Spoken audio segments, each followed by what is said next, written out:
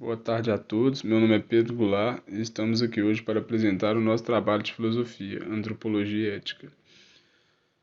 O nosso grupo é composto pelo Emerson Lucas, João Pedro de Aguiar, a Larissa Elias, a Marina Lage, o Matheus Henrique Penido, a Thaís Santos e o Yuri Garcia. Nosso trabalho consiste em fazer uma análise aprofundada sobre os capítulos 13, 14 e 15 da obra O Leviatã, do autor Thomas Hobbes. Os escritos de Hobbes foram de suma importância para fundamentar o nascimento do contrato, além de ter sido parte de fundamental interesse do direito civil e da sociedade, a fim de melhor entender as relações humanas e comerciais. Hobbes nasceu em 5 de abril de 1588 em Westport, na Inglaterra. É filho de um clérigo e teve sua infância marcada pela reforma anglicana, que haveria ocorrido 50 anos antes, também marcado pelas invasões espanholas. Hobbes foi abandonado pelo pai e criado pelo tio, e aos 4 anos de idade ele ingressou na escola da igreja de Westport. Em sequência, foi transferido para uma escola particular e aos 15 anos deu início aos seus estudos na Universidade de Oxford, onde predominava o ensino da escolástica, de inspiração aristotélica. Ao longo de sua vida, o filósofo, teórico político e matemático esteve ligado à monarquia inglesa, mais especificamente com a família Cavendish, sendo o tutor do primeiro conde de Devonshire e posteriormente do filho de seu pupilo. Em suas viagens à França e Itália, Hobbes descobriu que a filosofia aristotélica que havia aprendido estava perdendo forças com as novas descobertas de Galileu e Kepler. Além disso, ele criou interesse nos estudos dos matemáticos Euclides e Marin Mersenne. Autor das obras De Cive de Corpore Deomini, Hobbes tratava de temáticas sobre a relação entre a Igreja e o Estado, a filosofia é o estudo dos corpos em movimento e do movimento envolvido no conhecimento e apetite humano. Contudo, sua obra mais marcante foi o Leviatã, de 1651, onde ele defende a monarquia absolutista, mostrando fortes influências de uma vida marcada pela iminência de guerras e conflitos. Para ele, o estado de natureza do homem não era harmonioso. O mundo antigo dos primeiros homens era um mundo de feras, onde o verdadeiro lobo do homem era o próprio homem. Assim como outros filósofos de sua época, a filosofia de Hobbes era uma reação à filosofia escolástica e surgiu da tentativa de contornar as controvérsias da Idade Média, criando um sistema de pensamento sólido. Seu modelo de pensamento tem influência da geometria e da ciência devido aos métodos rigorosos e ao materialismo presente. Hobbes defende o materialismo, o que significa que o mundo é constituído apenas por matéria e o ser humano nada mais é do que matéria, o que nega a existência de alma. Ele afirma em seu materialismo no Leviatã ao dizer que o universo é corpóreo, o que significa para o filósofo que ele tem comprimento, largura e profundidade. Em outras passagens diz: aquilo que não é corpo não é parte do universo. E o que é o coração senão uma mola, e os nervos senão várias cordas, e as articulações senão várias rodas, dando movimento ao corpo inteiro. Sua filosofia tem uma visão pessimista sobre a natureza humana e a vida em sociedade. Para ele, os seres humanos estão constantemente sujeitos ao erro do julgamento, são movidos por ilusões, agem de forma egoísta e impulsiva, estão sempre excessivamente preocupados e são influenciados por pessoas mal intencionadas. Hobbes também acredita que o homem em seu estado de natureza é a matriz para as guerras e afirma: o homem é o lobo do homem. Portanto, na ausência de um governo poderoso central que obriga a população a respeitar uma série de normas de convivência, o mundo vira uma guerra de todos contra todos.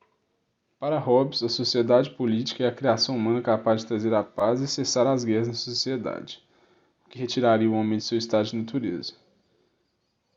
Para isso, seria firmado um contrato social, onde os homens concordariam em abdicar seus direitos para que uma única pessoa ou grupo detenha o poder absoluto. Talvez esse contrato social surgiria esse poder absoluto que asseguraria a paz para a sociedade humana. Apesar de ser defensor da monarquia de seu tempo, Hobbes era contra o suposto direito divino dos reis de governar. Bom, para Hobbes, os homens são iguais por natureza nas capacidades do corpo e do espírito. Ainda que um possua um corpo forte, o mais fraco pode vencê-lo por meio de estratégias ou alianças que o fará chegar a tal finalidade. Tanto um como o outro podem matar o seu adversário, então são iguais por natureza, independente da sua forma física. Em relação ao espírito, exclui da condição de igualdade as que não são naturais, como aquelas que necessitam de estudo, como a linguagem e as ciências. Apesar de reconhecerem que há indivíduos mais sábios entre eles, aceitam tais diferenças e ficam satisfeitos com o que lhes cabe, estando cientes de suas capacidades, sendo assim, sendo iguais por espírito, pois o fato de haver felicidade entre eles prova que ali há um equilíbrio justo. Hobbes ainda destaca que a prudência é como uma capacidade do espírito, já que todos podem possuí-la de forma igualitária, uma vez que a experiência o fará desenvolver tal virtude. Segundo o filósofo, o homem não abre mão de suas paixões e desejos.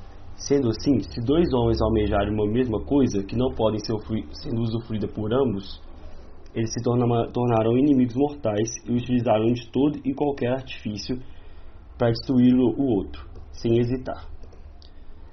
Ele ainda afirma que para obter o êxito, é preciso antecipar o ataque e subjugar seu adversário, utilizando a força ou a astúcia.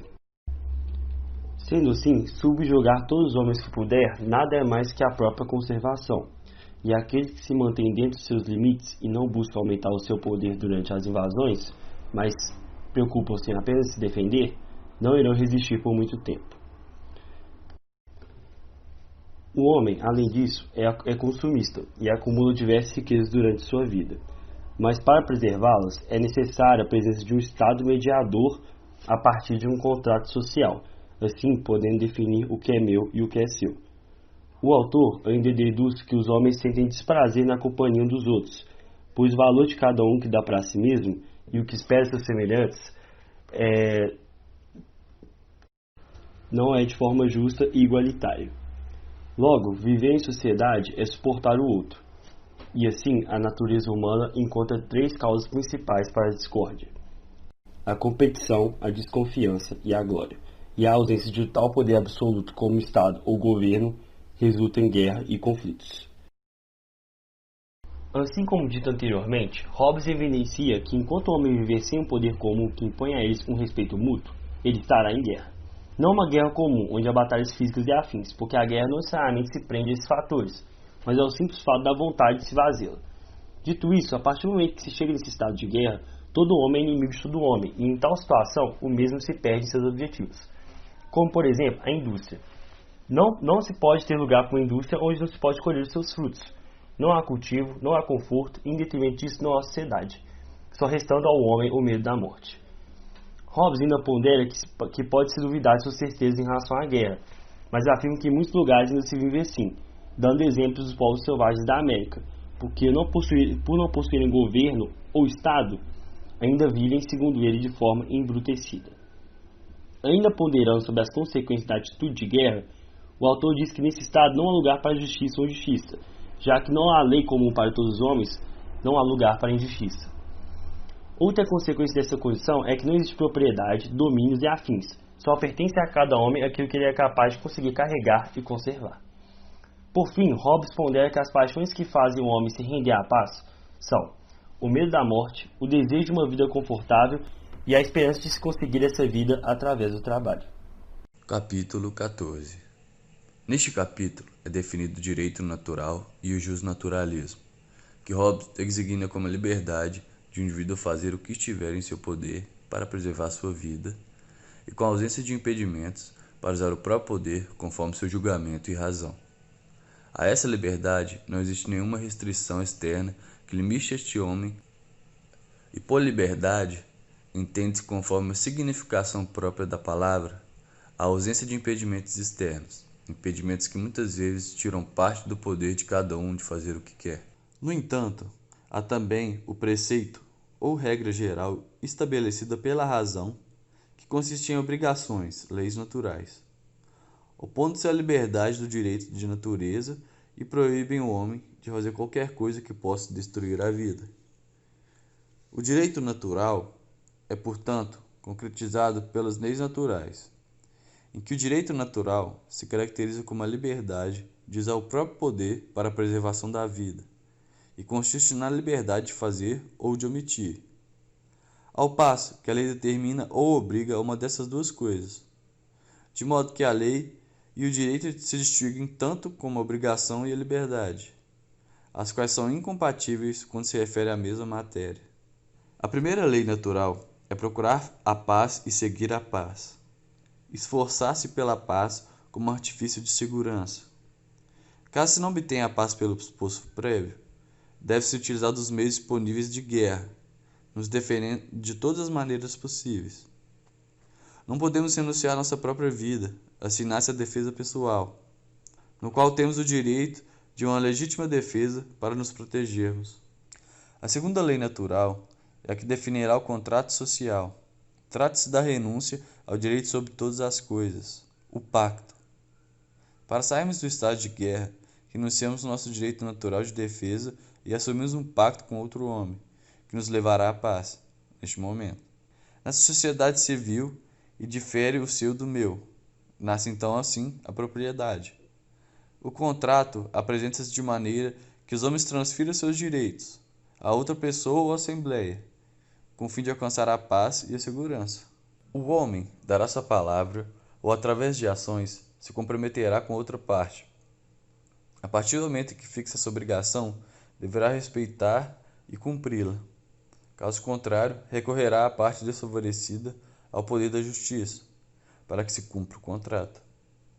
Quando os homens não têm um poder maior que lhes obriga a cumprir o contrato, o pacto é nulo. Um juramento simplesmente não assegura essa obrigação. Na doação não há contrato, porque acontece unilateralmente, para que ambas as partes entrem no jogo, o qual Hobbes chamará de pacto ou convenção, e acontecerá principalmente no comércio, para mediar as relações comerciais, na troca de bens e serviços. O poder coercitivo é necessário, porque se uma das partes não cumprir o pacto, terá que ser recorrido à justiça e ao poder do Estado, e exigir que se cumpra o que foi prometido e assinado. A promessa de algo impossível não é pacto, ou seja, não entra em contrato. Por exemplo, é impossível fazer pacto com animais, porque eles não compreendem a nossa linguagem. Portanto, não podem compreender nem aceitar qualquer transição de direito, nem podem transferir qualquer direito ao outrem, sem mútua aceitação. Não há pacto possível. O homem pode ficar liberado de um contrato se cumpri-lo ou se libertado de cumprir. Bom, agora vamos falar sobre o capítulo 15 e ele se chama de outras leis de natureza. Segundo Hobbes, para que haja paz entre os homens, é necessário que se estabeleçam leis e que essas leis elas sejam cumpridas. As leis, portanto, devem ter a fonte e a origem na justiça. Sem elas não se estabelecem regras e, portanto, não há como definir o que é de quem, visto que todos têm direito a tudo e, se não há como ter essa definição, não é possível ter injustiça. Dessa forma, estabelecendo regras, as ações podem passar a serem injustas. Se entre duas pessoas um acordo for selado e uma delas estiver insegura, é necessário resolver o problema da insegurança para que o pacto não se torne uma coisa injusta. Desta forma, para que as palavras justo e injusto possam ter lugar, é necessário que ambos cumpram o que foi selado no pacto diante da lei, o que irá gerar uma razão maior para se cumprir o acordo ao invés de rompê-lo. E onde não há o Estado, ou seja, lei, não há propriedade, pois todos os homens têm direito a todas as coisas, por não existirem leis que os determinam. Dessa forma, onde não há lei, nada pode ser injusto, e onde há o cumprimento devido a um poder civil, passa a existir a propriedade dos homens devido a essas leis. Para alguns homens, no entanto, a lei é algo desnecessário e, portanto, eles passam a agir da maneira que lhes convém. Dessa forma, eles não negam a existência delas, e que às vezes elas são desrespeitadas e outras vezes elas são cumpridas, e que o desrespeito dessas leis pode ser chamado injustiça, e o divergente, justiça. Mas a justiça ela pode acabar sendo benéfica a alguns homens, transformando a perversidade triunfante àquilo que denominamos de virtude. Não pode haver, portanto, contratos sociais sem estar perante a lei, visto que esses pactos estão sujeitos a alterações porque eles não são legítimos. Mas, quando um dos lados já cumpriu a sua parte, surge o problema de saber se é contra a razão, isto é, contra o benefício do outro, cumprir a parte que não foi cumprida, ou se não é. Portanto, quem considera razoável enganar aqueles que o ajudam, não pode esperar nada além de algo daqueles que o devem. E o homem que não cumpre os seus acordos dentro daquilo que não é considerado tolerável, não é capaz de viver em sociedade. Para ele ainda, a ideia de adquirir uma segura e perpétua felicidade no céu só se pode adquirir não rompendo aquilo que combina com os outros, mas cumprindo-os. Já a ideia de conquistar poder pela rebelião, é evidente que isso, segundo Hobbes, é contrário à razão, visto que o cumprimento das leis é uma regra da razão e, por conseguinte, é uma lei da natureza. Para alguns homens não é correto que as leis sejam baseadas na preservação da sociedade, mas sim nas ações que os levam para o céu. Sendo assim, os homens agem de acordo com aquilo que para eles é correto, ignorando as leis determinadas, visando assim um paraíso que existe somente no imaginário. Outros ainda reconhecem as necessidades das leis e abrem espaço para agirem das formas que lhes convém, como, por exemplo, os hereges. Dessa forma, as palavras justo e injusto, quando são atribuídas a homens, significam uma coisa, e quando são atribuídas às ações, significam outra. Quando são atribuídas a homens, indicam a autorização ou a incompatibilidade entre os costumes e a razão, mas quando são atribuídas às ações, indicam a autorização ou a incompatibilidade com a razão, não dos costumes, mas de ações determinadas. Portanto, um homem justo é aquele que toma o maior cuidado possível para que todas as suas ações sejam justas, e um homem injusto é o que despreza esse cuidado. E a justiça das ações não faz com que os homens sejam justos, e sim inocentes, e a injustiça das mesmas dá-se o nome de culpados. Hobbes ainda diz que a injustiça acontece como uma reação em cadeia, visto que muitas vezes é feita a um homem e, ao mesmo tempo, o dano recai sobre outro. Ele ainda cita como os autores dividem a justiça das ações em comutativa e distributiva, sendo a justiça comutativa a igualdade de valor das coisas que são o objeto de contrato, e a justiça distributiva a distribuição de benefícios iguais às pessoas de mérito igual. Ou seja, a justiça distributiva é o ato de definir o que é justo. Para ele também, a gratidão depende de uma graça antecedente, assim como a justiça quer dizer. Sendo esta a quarta lei da natureza, e o desrespeito desta chama-se ingratidão. A quinta lei da natureza é a complacência, ou seja, que cada um se esforce para conviver e aceitar os outros, e os que respeitam esta lei pode chamar-se sociáveis, e aos que não a respeitam são chamados de obstinados, insociáveis, rebeldes ou até mesmo grosseiros. A sexta lei da natureza é que para aqueles que desejam a boa convivência sejam perdoadas as mágoas do passado. A sétima lei é que na vingança os homens busquem sempre a melhoria e não a rivalidade devido a antecedentes, sendo aquele que causar dano sem razão é chamado de cruel. Portanto, decidir qual dos homens é o melhor não faz sentido, visto que todos os homens são iguais. Hobbes ainda afirma que a desigualdade existente foi introduzida pelas leis civis. Como nona lei da natureza, temos que cada homem reconhece os outros como seus iguais por natureza, e aqueles que não o fazem são chamados de orgulhosos. Desta forma, vincula-se uma outra lei, que ao se estabelecer a paz, os homens não sejam egoístas de pensarem somente em si, mas nos outros também. Assim, quem respeita esta lei é geralmente chamado modesto, e quem não a respeita, arrogante. E desta última lei origina uma outra lei, que é a lei das coisas que não podem ser divididas, sejam aproveitadas por todos, se assim puder, e se a quantidade da coisa permitir, sem limite. Caso contrário, a distribuição seria desigual, injusta e contrária à equidade. Mas ele ainda cita que há algumas coisas que não podem ser divididas nem aproveitadas por todos. Para esses casos, a lei da natureza prescreve que a equidade seja determinada por sorteio.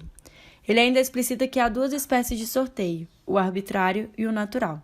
O arbitrário é aquele em que as pessoas concordaram, e o natural é daquele que teve posse em primeira mão do objeto. Mas, mesmo que os homens estejam dispostos a cumprir as leis, ainda estão sujeitos a controvérsias. Portanto, é da lei da natureza que, quando há controvérsia, é necessário que haja uma decisão sobre o que é certo ou não. Para Hobbes, portanto, são as leis da natureza que ditam a paz como meio de conservação das sociedades. Portanto, essas leis elas são imutáveis e eternas, pois a injustiça, a ingratidão, a arrogância, o orgulho, a antipatia jamais podem se tornadas legítimas, pois jamais a guerra irá preservar a vida e a paz irá destruí-la. Ele ainda afirma que as ciências dessas leis é a verdadeira e única filosofia moral, porque a filosofia moral não é nada mais do que é bom e o que é mal, na conservação e na sociedade humana. O bem e o mal são nomes que damos aos nossos comportamentos, e eles variam conforme os diferentes temperamentos, costumes e doutrina dos homens. Por fim, concluímos que o autor Thomas Hobbes parte do princípio de que o homem é egoísta e, por isso, vivemos em constante estado de guerra, de todos os homens contra todos os homens. Dessa forma, sofrendo com essa relação, o temor, o pavor e o pânico, com o passar dos tempos, resolvemos, em nome da paz, criar o Estado e a sociedade civil organizada. Assim, retomando a ideia de que o pensamento faz parte de uma propriedade, se tratando de circunstâncias de que é meu e daquilo que é seu. Além disso, o autor aborda sobre a importância de nossos instintos, como o etnocentrismo, paixões, desejos e, principalmente, a iniciativa do homem para conseguir o que quer, passando por cima de tudo, se necessário. O filósofo é bem categórico em relação à importância de um mediador, que no caso se trata do Estado, que assim não é ser humano, mas sim uma representação de algo por ele próprio, e por consequência cheia de valores, moral e ética. Dessa forma, a posição definida socialmente como a do juiz e do legislativo possui a tarefa de interpretar as leis e normas e relatar o poder sobre da palavra. A ideia é fazer com que o julgamento e enquadramento na forma de mediador crie uma relação que se complementa entre a autoridade e o outro sujeito. E o mais importante, o cometimento. Pensamos ao mesmo tempo em que criamos a lei, estamos submetidos a ela. Por isso, não devemos agir injustamente, pois o objetivo é o bem futuro e não o mal absoluto, fazendo assim parte de uma relação. Essa relação é de caráter social, do mal para o bem-estar de todos, para a coesão social. O ostracismo é necessário para tomar uma decisão de excluir uma pessoa da sociedade. É preciso pensar com serenidade e razão, não apenas com emoção. Em virtude dos fatos mencionados, assim cabe ao juiz a decisão nas mãos dele, a vida inteira do outro, como aprender a ser justo e correto. O direito social nem sempre é justo. Às vezes é ilegítimo e injusto, pois o direito é uma técnica onde se deve medir, discutir e debater sobre esse tema. Então aqui entra a sociologia, a filosofia, a antropologia, fazendo contribuições a uma ideia multidisciplinar. Espero que todos tenham gostado do nosso trabalho, agradecemos a todos e essas são as nossas referências bibliográficas.